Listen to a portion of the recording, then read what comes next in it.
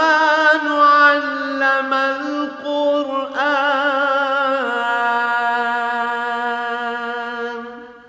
اللہ جو نہایت مہربان، اسی نے قرآن کی تعلیم فرمائی. خلق الانسان علمہ البیان. اسی نے انسان کو پیدا کیا، اسی نے اس کو بولنا سکھایا. الشمس والقمر بحسبان. سورج اور چاند ایک حساب مقرر سے چل رہے ہیں. والنجم والشجر يسجدان.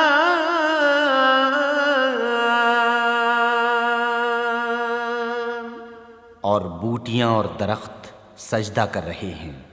والسماء